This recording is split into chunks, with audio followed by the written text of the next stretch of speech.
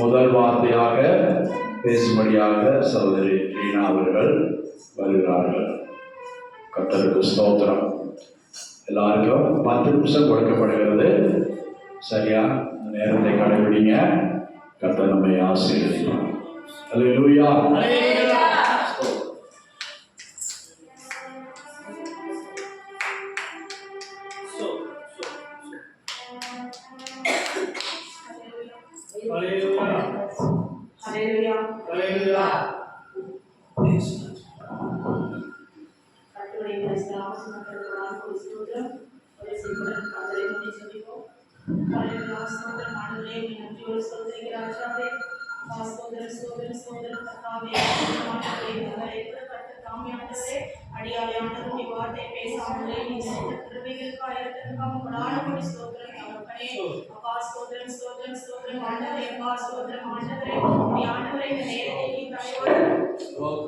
முடிய நேரத்தை நீ தயவாய் கொடுத்திருக்கிறதுக்காக நன்றி தகப்பனே. ஹல்லேலூயா ஆண்டவரே.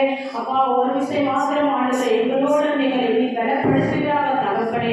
இந்த நாளில் நாங்கள் ஆண்டவரை ஒவ்வொருவரும் பேசக்கூடிய 7 வார்த்தைகளை ஆண்டவரை பேசுவதற்கு ஒவ்வொரு பிள்ளைகளை மறந்து ஆண்டவரை நீர் வெளிப்படுகிறாக ராஜாவே.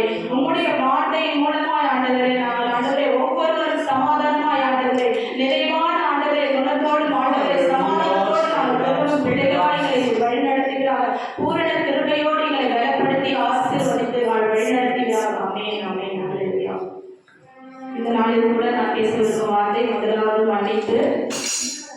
ஹல்லேலூயா. லூக்கா 23:34 அதிகாரத்தை வாசிப்போம். எடுத்து வாசிக்க கேட்போம்.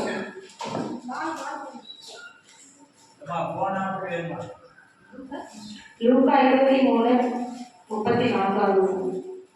பிதாவே இவர்களுக்கு மன்னியும், தாங்கள் செய்கிறது என்னவென்று அறியாதிருக்கிறார்களே என்றார்.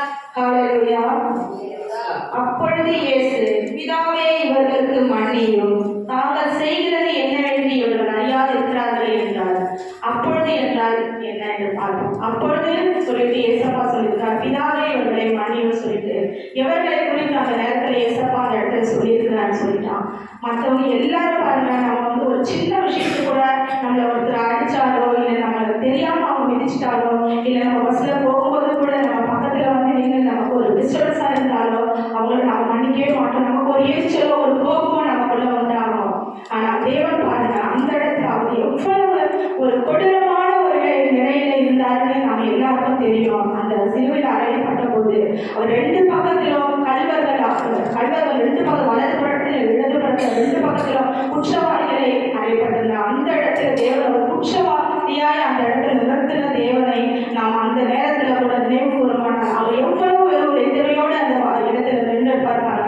ஆனால் அது எல்லாவற்றையும் மறந்து அந்த சூழ்நிலையில இவர்களை மன்னியும் சொல்லிட்டு பிதாவிடத்தில் கேட்கிறாரு. அவர்களை மாத்திரம் இல்ல, அவரை அறைந்தவர்களை, அவர் காட்டி கொடுத்தவர்களை, அவர் தூஷித்தவர்களை, அவரை நிந்தித்தவர்களை, அவரை அவமானப்படுத்தினவர்களை, அவரை கால் விழுந்தவர்களை எல்லாரையும் அவர் அந்த நேரத்துல மன்னிக்கும்படியான ஒரு சாக்கியத்தை அந்த நேரத்துல பிதாவிடத்துல அவர் கூறுகிறார். அவர்களை மன்னிய சொல்லிட்டு ஏசப்பா எவ்வளவு பொறுமையோடு இருந்திருப்பார், எவ்வளவு மன தாழ்மையான தேவன் பாருங்க. நமக்குள்ள எத்தனை பேருக்கு அந்த சுபாவங்கள் இருக்கிறது நாம நினைச்சு பார்ப்போம். நம்ம நிச்சயமா சொல்றேன், நான் கூட சில நேரங்கள் நிறைய கோவம் வரும். நான் வேலை செய்யற இடத்துல கூட நிறைய நேரத்துல எனக்கு கோவப்பட்டு நான் திட்டிடுவேன் எல்லாரையும் அந்த நேரத்துல. ஆனா அந்த நேரத்துல போதும் அப்படின்னா அடுத்த நேரம் நம்ம சிந்திச்சு பார்ப்போம், நம்ம ஏன் அவ்வளவு கோவப்பட்டோம், நமக்கு ஏன் அவ்வளவு எரிச்சல் வருது, நமக்கு ஏன் அவ்வளவு கோவம் வருது. ஆனாலும் நமக்கு மன்னிக்கிற சுபாவம் அந்த நேரத்துல நமக்கு வராது. ஆனா தேவன் பாருங்க, எவ்வளவு பாடுபட்டார், எவ்வளவு ரத்தம் சிந்தினார். அவர் ஒண்ணுமே அறியாத, எந்த ஒரு பாவமே அறியாத ஒரு சிறு பாவம் கூட அவர் செய்யல. ஆனாலும் அவரை ஒரு குற்ற நிவாரண வழியாதான் அந்த சிறுவை ஆரம்பிச்சாங்க. அந்த வேலையில அவர் எல்லாரையும் பார்த்து அந்த இடத்துல அவர் சொன்ன வார்த்தை. அதுக்கு முன்னாடி வசனம் கூட பாருங்க, 32வது 33வது வசனத்துல சொல்லியிருப்பாங்க. கபாலஸ்தலம் என்று சொல்லப்பட்ட இடத்தில் அவர்கள் சேர்ந்த பொழுது அங்கே அவரையும் அவருடைய வலது பக்கத்தில் ஒரு குற்றவாளியையும் அவருடைய இடது பக்கத்தில் ஒரு குற்றவாளியையும் சிலுவைகளில் அறைந்தார்கள். அப்படின்னா சிலுவையில அந்த இடத்துல வந்து அவர் அந்த இடத்துல அரைஞ்சதுனால, அந்த குற்றவாளிகளுக்கு பக்கத்துல அவர் அரைஞ்சதுனாலதான் அந்த வார்த்தையை அவர் சொல்லியிருக்கிறாரு. ஏசப்பா பாருங்க, அந்த ஒரு குற்றவாளியை போல அந்த இடத்துல நிறுத்திருக்கிறாங்க. அதனால அவர் எவ்வளவு மனக்கசப்பு, பரவாயில்ல, மன துக்கத்தோட இருந்தாலும் கூட அவர் அதை நினைக்காத, பரவாயில்ல, நம்ம எவ்வளவு கஷ்டப்பட்டாலும் நமக்கு அவங்க அறியாம செய்யறாங்க, அவங்க எதுவுமே புரியாம பண்றாங்க, அவங்க மன்னிச்சிருக்கப்பான்னு சொல்லிட்டு ஏசப்பா அந்த நேரத்துல சொல்றாங்க. மத்தேயு 18:21-22 வாசிப்போம்.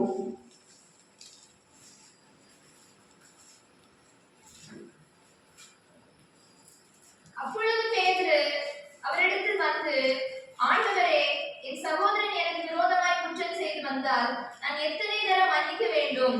7 தரம் மட்டுமோ என்று கேட்டான். அதற்கு இயேசு, 7 தரம் மாத்திரம் அல்ல, 7 மட்டும் என்று உனக்கு சொல்லுகிறேன். ஹல்லேலூயா. பாத்தீங்களா, பேதுரு கூட அந்த இடத்துல அந்த ஏசப்பாட்ட கேட்கிறாரு, ஆண்டவரே, என் சகோதரன் எனக்கு விரோதமாய் குற்றம் செய்து வந்தால் நான் எத்தனை தரம் மன்னிக்க வேண்டும்? 7 தரம் மட்டுமோ என்று கேட்டான்.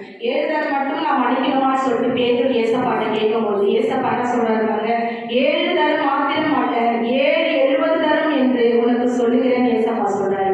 7 தரம் சொன்னீங்கன்னா 7 தரம் பாத்தீங்கன்னா 490 முறை சொல்லி தெரிஞ்சுக்கணும். அந்த 7 தரம் ஏசப்பா மன்னிக்கணும்னு சொல்றாரு பாருங்க. அந்த மன்னிப்புன்றது எவ்வளவு பெரிய விஷயம் பாருங்க. மன்னிப்புன்றதுதான் உலகத்திலேயே ஒரு பெரிய விஷயமா நான் கருதுறேன். ஏன்னா ஒரு மனுஷனுக்குள்ள அந்த மன்னிப்புன்ற ஒரு சுபாவம் இருந்தாலே எல்லா பாவங்களையும் அவனுக்குள்ள அது மன்னிக்கப்படும். ஏன்னா அந்த பாவங்களை செய்யறதுக்கு அவன் யோசிப்பான், ஐயோ நம்ம வந்து அடுத்தவங்களை மன்னிச்சுட்டோம்னாக்கா நம்ம அக்கம் பக்கம் இருக்கிறவங்களையோ, நம்ம கூட இருக்கிறவங்களையோ, நம்ம வேலை செய்யற ஸ்தலத்தை நம்ம கூட வேலை செய்கிறவங்களையோ, இல்ல நம்ம உறவுக்காரங்களோ நமக்கு விரோதமா எவ்வளவு பேர் என்ன செஞ்சாலும், நம்ம வீட்டுல இருக்கிறவங்க கூட நம்மோட சும்மா பேசும்போது ஏதோ கோபமா பேசினாலும் அவங்க பரவாயில்ல அப்படின்னு சொல்லிட்டு நம்ம மன்னிச்சுட்டு அமைதியா போயிட்டோம். அவங்களே உணர்வாங்க, நம்ம இவ்வளவு சண்டை போடுறோம், இவ்வளவு பிரச்சனை பண்றோம், ஏன் இவங்க இவ்வளவு அமைதியா இருக்கிறாங்க அப்படின்னு சொல்லிட்டு நம்மளோட சுபாவத்தை பார்த்து அவங்க ஒரு ரட்சிப்புக்குள்ள வர்றது கூட இந்த ஒரு தருணம் பாருங்க. அந்த மன்னிப்புன்றது ஒரு எவ்வளவு ஒரு பெரிய விஷயமா நம்ம எல்லாரும் உணரணும்னு சொல்லிட்டு ஏசப்பா அந்த வரையில முதலாவது வார்த்தையை அதை சொல்லியிருக்கிறாரு பாருங்க. அப்படின்னா பாருங்க எவ்வளவு ஒரு பெரிய விஷயம் அந்த மன்னிப்புன்றது. ஒவ்வொரு மனுஷங்களுக்குள்ள அந்த மன தாழ்மையும் அந்த மன்னிப்பு இருந்தால் நிச்சயமாகவே தேவன் நம்மளை ரொம்ப பெரிய இடத்துல நம்மள ஒரு அன்போடு நிலைநிறுத்துவார் நான் விசுவாசிக்கிறேன். ஹல்லேலூயா, ஸ்தோத்திரம். ஒரு குற்றவாளி, ஒரு என்ன சொல்றது, ஒரு குற்றவாளி கூட தூக்கு தண்டனையில இது பண்ணப்பட்டவங்க கூட ஒரு சிறைச்சாலையில லாஸ்ட் நேரத்துல கூட அவங்களுக்கு ஒரு மன்னிப்பு தருணம் கிடைக்கும்னு சொல்லிட்டு நம்ம உலக பிரகாரமா பார்ப்போம். அவங்க கூட கேட்பாங்க, என்ன உன்னோட எதனால இந்த மாதிரி பண்ணிட்டு அப்படின்னு சொல்லிட்டு. தெரிஞ்சு பண்றவங்க இருக்காங்க, தெரியாம பண்றவங்க இருக்கிறாங்க. ஆனா அந்த வேலையில தெரியாம பண்ண தப்பா இருந்தால் அது எப்படியாவது ஒரு வகையில தேவன் அவர்களை மன்னித்து அவர்களுக்கு நிச்சயமா விடுதலை கிடைக்கும்படியா செய்வார். ஒரு குஷ்டரோகிய ஏசப்பா எப்படி குணமாக்குனான்னு பாருங்க. நம்ம எல்லாருக்கும் தெரியும், அந்த குஷ்டரோகி வந்து எடுத்த உடனே உன் படுக்கை எடுத்துக்கொண்டு நடந்து உன் வியாதி சொந்தமான சொல்லல. ஏசப்பா என்ன சொல்றாரு, அவனை பார்த்து உன் பாவம் மன்னிக்கப்பட்டது, நீ உன் படுக்கை எடுத்துக்கொண்டு நடந்து சொன்னார். அந்த இடத்துல முதலாவது சொன்ன வார்த்தை உன் பாவம் மன்னிக்கப்பட்டது. அப்படின்னா பாருங்க, உன் பாவத்தை நான் மன்னிச்சுட்டேன்.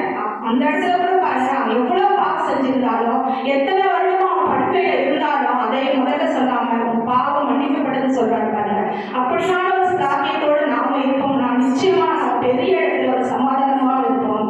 நமக்கு தெரியும், ஒரு சிலருக்கு கூட எல்லாத்தையும் தெரிஞ்சு நினைக்கிறேன், ஆஸ்திரேலியாவில இருந்து ஒரு மிஷினரி மாறினேன். ஒரிசாவில மிஷினரி ஊழியர் செய்யறதுக்காக வந்த ஒரு குடும்பம் தன்னுடைய தகப்பனை 2 பிள்ளைகளை அந்த காரோடு எடுத்து கொலை செஞ்சுப்பட்டாங்க. அப்படியே உயிரோடு கொலை செஞ்சுட்டாங்க, எரிச்சிட்டாங்க. அவங்க இறந்தே போயிட்டாங்க.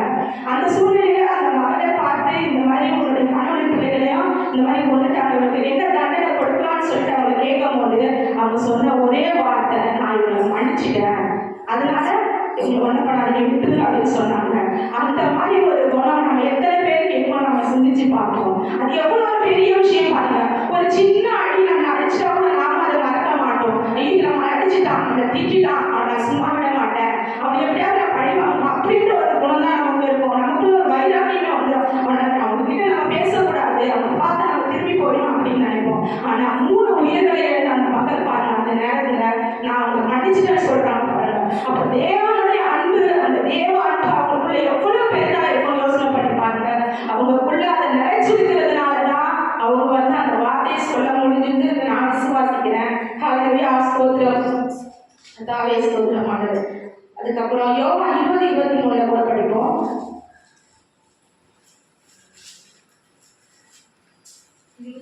20:23. எவர்களுடைய பாவங்கள் மன்னிக்கிறார்களோ அவைகள் அவர்களுக்கு மன்னிக்கப்படும். எவர்களுடைய பாவங்களை மன்னியாதிருக்கிறீர்களோ அவைகள் அவர்களுக்கு மன்னிக்கப்படாதிருக்கும் என்றார். ஹல்லேலூயா, ஸ்தோத்திரம். கர்த்தர் இந்த இடத்துல என்ன சொல்லியிருக்காரு பாருங்க. எவர்களுடைய பாவங்களை மன்னிக்கிறீர்களோ அவைகள் அவர்களுக்கு மன்னிக்கப்படும். ஆமென். நாம யாருடைய பாவங்களை நம்ம மன்னிக்கிறோமோ அந்த இடத்துல அந்த பாவம்லாம் மன்னிக்கப்படும். ஆனா நம்ம எவர்களுடைய பாவங்களை மன்னியாது இருக்கிறீர்களோ அவைகள் அவர்களுக்கு மன்னிக்கப்படாது இருக்கும். ஆமென். நாம அந்த பாவத்தை மன்னிக்கிறோம், அது கடைசி வரைக்கும் அந்த பாவம் மன்னிக்கப்படாமலே போயிடும். இதனால என்ன பண்ணணும்னா, ஒவ்வொருத்தரும் நம்ம யாராவது என்ன பாவம் செஞ்சாலும் சரி, அது ஒரு நிமிஷம் அதை நம்ம மறந்து அவங்களை நம்ம மன்னிக்கிற தருணத்துல அவங்க ரட்சிக்கப்படாதவங்களா இருந்தா கூட அந்த நேரத்துல என்ன பண்ணுவாங்க, நம்ம இவ்வளவு பாவம் இவ்வளவு அவங்களுக்கு நம்ம செஞ்ச கூட அவங்களை நம்ம மன்னிச்சுட்டு போயிட்டாங்க, அப்படி ஒரு அவங்களை போய் நம்ம இப்படியெல்லாம் பேசிட்டோம்னு சொல்லிட்டு அந்த நேரத்துல அவங்க ரட்சிக்கப்படுறது கூட ஒரு வாய்ப்பா அதை அமைய நான் விசுவாசிக்கிறேன். ரோமர் 5:5 பார்ப்போம்.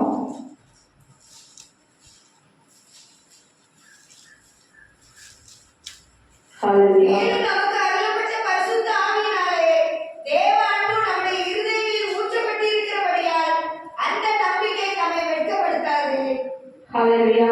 பாத்தீங்களா, இதுல என்ன பார்த்துருக்காங்க பாருங்க.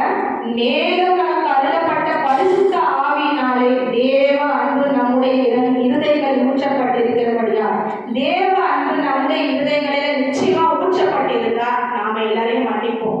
அந்த மன்னிக்கிற சுபாவம் நமக்கு வரும். அந்த தேவ அன்பு நமக்குள்ள இல்லைன்னா என்ன பண்ண மாட்டோம், நம்ம யாரையுமே மன்னிக்க மாட்டோம். எல்லாரையுமே இன்னும் கூட நம்ம குற்றவாளிகளை தான் நிலைநிறுத்தி வச்சிருக்கோம். அந்த தேவ அன்பு நமக்கு இருந்தா, நாம தேவனுடைய பிள்ளைகளா இருந்தா நிச்சயமா அப்படிப்பட்டவங்களை எல்லாரையும் நாம மன்னிப்போம். நான் விசுவாசிக்கிறேன். அப்படிப்பட்ட குணங்களை தேவன் நமக்கு தரும்படியான ஒரு ஸ்லாக்கியத்தை நம்ம ஜெபத்துல ஒவ்வொரு நாளும் நாம கேட்கணும். முதலாவது தேவனிடத்துல எசப்பா என் பாவங்களை மன்னிக்க நாம கேட்கிறோம்ல, அதே போல நானும் அடுத்தவங்களுடைய பாவங்களை மன்னிக்கணும். எசப்பா அவங்க எனக்கு என்ன செஞ்சாலும், அவங்க எனக்கு என்ன குற்றம் செஞ்சாலும் அதை நான் மன்னிக்கிறோம். அவங்க செஞ்சதை நான் நினைச்சு அவங்களை ஒரு நாள் நான் பழி சொல்லாதபடி அப்படி ஒரு அவங்களை மன்னிச்சு நான் ஏற்றுக்கொண்டு அவங்க என் பட்சத்துல இருக்கும்படியா நான் உங்களுடைய அப்படிப்பட்ட ஒரு இருதயத்தை எனக்கு கொடுங்கன்னு சொல்லிட்டு ஏசப்பாட்ட நாம கேட்கணும். ஒவ்வொருவரும் அப்படி நம்ம மனம் திரும்பணுமா, நம்ம முழுமையான ரட்சிப்பு அப்பதான் நமக்கு கிடைச்சிருக்குன்னு அர்த்தம். இல்லைன்னா நமக்கு முழுமையான ரட்சிப்பே இது வரைக்கும் நம்ம பெற்ற ரட்சிப்பு எல்லாமே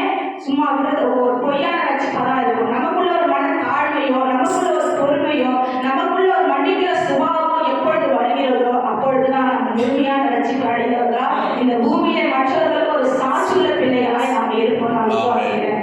ஆமென். ஹல்லேலூயா. ஹல்லேலூயா. மன்னிங்கள் என்று சொன்னவரே மன்னிக்கும் இதயம் தாரும். மன்னிங்கள் என்று சொன்னவரே மன்னிக்கும் இதயம் தாரும். மன்னிக்கும் இதயம் தாரும். மன்னிக்கும் இதயம் தாரும்.